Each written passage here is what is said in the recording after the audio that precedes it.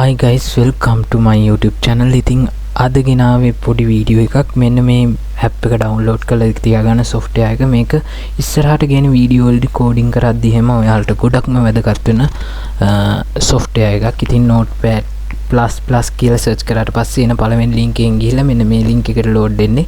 ඉතින් ගිහිල්ලා මෙන්න මේකේ download කරගන්න ඕන. download notepad++ 8.9 version එක තමයි දැන් තියෙන්නේ. ඉතින් මම මේකේ download click කරගන්නවා. මම මේකේ link එක දාලා තියන්නම් පල්ලෙහායින්.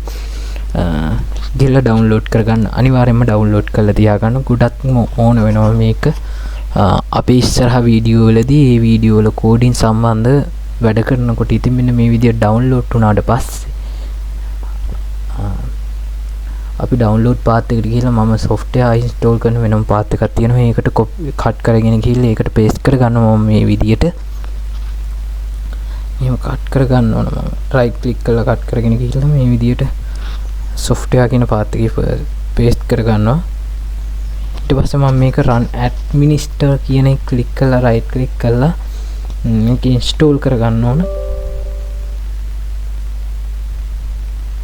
ඉතින් මම මෙන්න මේ විදිහට මේකට okay දීලා next දෙනවා. සාමාන්‍ය plugin එකක් install කරනවා වගේ next දීලා install කරගන්න. මේකේ tick එක ඕනනම් දාන්න පුළුවන්. desktop එකට පෙන්වන්න දැයි icon එක කියලා අහන්නේ. ඉතින් මම නම් දෙන්නේ නැහැ. ඉතින් මෙන්න මේ විදිහට ඔයාලට install කරගන්න පුළුවන් notepad++ කියන software එක. ඉතින් finish කියන එකේ click කරාට පස්සේ ඔයාලට පුළුවන් මේ app එකට ගිහිල්ලා බලන්න.